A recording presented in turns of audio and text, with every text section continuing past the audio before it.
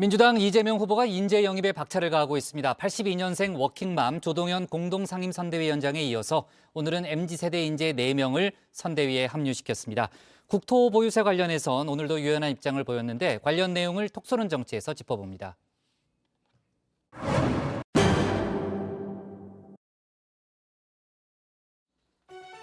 이재명의 민주당, 그 색깔을 드러내기 시작했습니다. 군인 출신의 30대 워킹맘, 서경대 조동현 군사학과 교수를 공동 상임선대위원장에 앉혔죠. 오늘은 청년 과학인재 4명의 영입을 발표했습니다. 명망가 중심의 기존 인재 영입 방식에서 탈피해서 각자 자신의 전문 분야에서 사회에 기여하는 방법을 고민해온 젊은 혁신가들을 발굴하는 데 초점을 맞춰 영입을 진행했습니다. 오늘은 그 첫 번째로 AI 연구자, 앱 개발자, 데이터 전문가, 뇌과학자 등 4차 산업혁명 시대가 요구하는 4명의 MZ세대 인재들을 모셨습니다. 사람이 합니다. 이재명 후보의 영입 키워드는 청년, 여성, 과학, 한마디로 미래였습니다.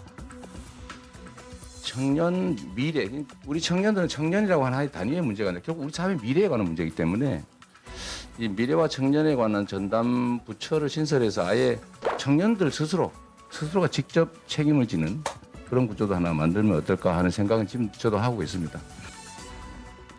아무래도 이 후보의 부족한 점을 인재 영입을 통해 채운 듯한데요. 다만 너무 미래만 본 게 아니냐는 촌평도 나옵니다. 근데 총선 때는 아직 뭐 정치력이라든지 혹은 득표력이라든지 이런 게 검증은 안 됐지만 미래의 정치 자산에 투자하는 이제 그런 어떤 생각을 가지고 영입을 하는데 이 영입의 스타일은 총선 때 비례대표 후보를 영입한 것 같은 느낌을 주는 게 사실이 아닌가. 당장 대선 득표에 도움이 되겠느냐는 겁니다. 글쎄요, 이른바 MZ세대의 표심 일단은 지켜봐야겠죠. 더욱이 국민의힘 윤석열 후보 상황을 감안하면 나쁜 선택은 아닌 듯도 싶습니다. 무야홍, 홍준표 의원은 놓치고 2030 대표주자 이준석 대표는 잠적한 상태이니 말입니다. 여기 인사의 능력에도 물음표가 붙었죠. 육사 출신인 조동현 교수, 민주당에선 우주산업 전문가라고 지켜 세웠는데요. 과연 합당한 타이틀이냐는 겁니다. 우주산업 전문가라고 이재명 후보가 지켜 세우셨는데 근데 뭐 전문가들이 좀 갸우뚱한다 이런 얘기도 들리던데요? 이게 무슨 얘기죠 이게? 지금 이제 그분이 30대지 않습니까? 예. 뭐 전문가들 내에도 또 진짜 전문가들이 있고 네. 아직 뭐 젊은 전문가들이 있는데 뭐 그런 거는 조금은 좀 관대한 시선으로 보고 앞으로 40대, 50대 그분이 전문가로서 가야 할 길이 많이 남아있지 않습니까? 전문가냐 아니냐, 사실 판단 기준은 애매모호합니다. 일단 민주당에선 가능성을 보고 관대한 시선으로 봐달라 유연하게 받아넘겼습니다. 요즘 민주당 분위기 여러 면에서 유연해졌는데요. 이재명은 수용합니다. 특히 정책 부분에서 두드러집니다. 최근 전국민 재난지원금 지급에서 한 발 물러섰죠. 국토보유세에 대해서도 전향적인 입장을 내놨습니다. 국민들이 반대하면 못하는 거 아닙니까? 대신에 이 내용을 정확하게 이해하면 반대할 이유가 없기 때문에 공론화 과정을 거쳐서 동의하면 하고 동의 안 하면 안 한다. 저는 그 점은 명확하죠. 다만 정책적 효과에 대해선 자신했는데요. 재금이라고 하면 다 싫어한다며 이름 짓기가 조금 잘못됐다, 아쉬움을 드러내기도 했습니다. 국토보유세는 사실 명명이 이름 짓기가 좀 잘못됐는데 정확하게 얘기하면 일종의 토지 이익 배당입니다. 전 국민에게 토지에서 생기는 이익을 공평하게 일부를 나누게 되면 이게 부동산 투기 억제 효과도 있고 또 소득 재분배 효과도 있고 양극화 완화 효과도 있습니다. 이 후보의 수용성, 야당에선 철학이 없는 게 아니냐 나를 세웠습니다. 이 후보가 조건으로 내건 국민 여론, 판단 기준도 애매하다는 겁니다.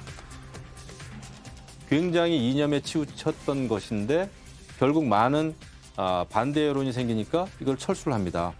정책에서 제일 중요한 거는 과정이에요. 그리고 일관성입니다.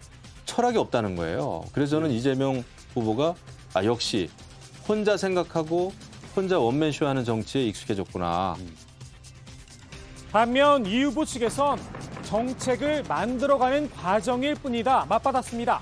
어떤 정책이든 공론화 과정을 거치는 건 당연하다는 겁니다.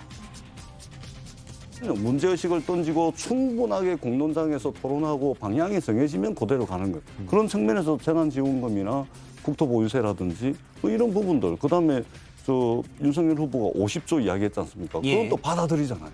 네. 앞으로도 그렇게 할 겁니다. 국민의힘에선 대통령이 되고 나면 또 입장이 바뀌는 거 아니냐 나를 세우기도 했는데요.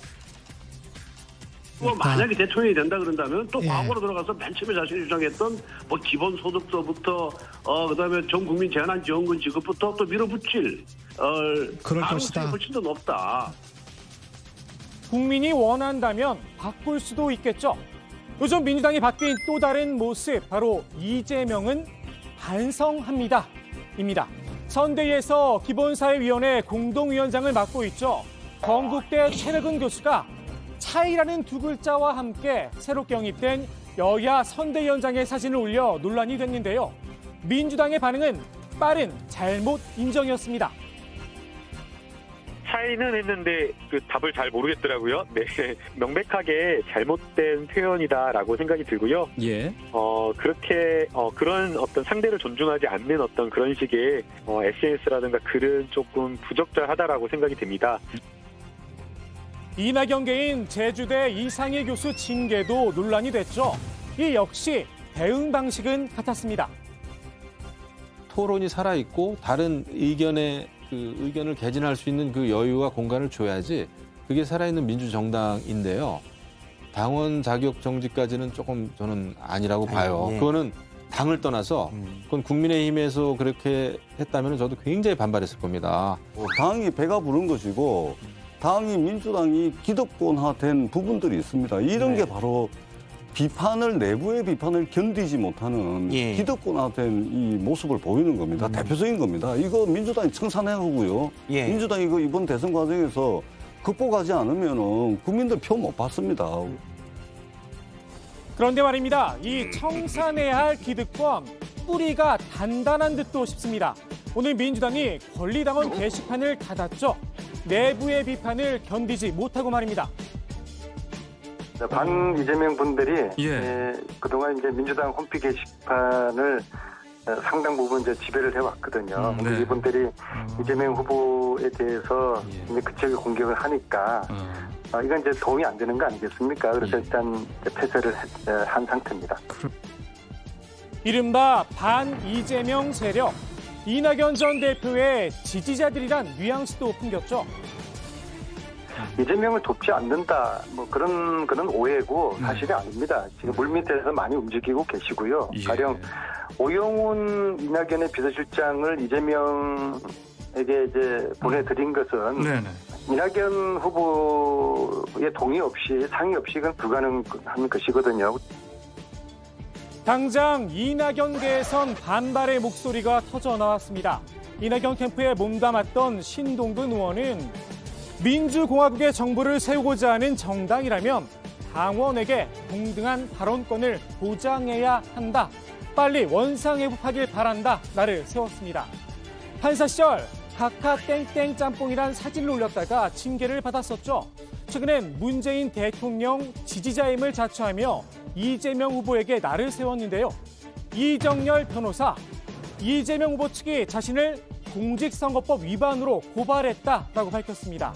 이 변호사는 원팀이니 대사면이니 사관이 반성이니 했지만 예상했던 대로 말만 그랬을 뿐이라면서 잊지 말자, 이재명을 찍으면 문재인을 잃는다 목소리를 높였습니다. 국민 여론을 듣겠다는 이재명 후보, 당내 쓴소리도 귀담아 들어볼 필요가 있겠죠. 오늘의 톡 쏘는 한마디 이렇게 정리합니다. 이재명은 포용합니다.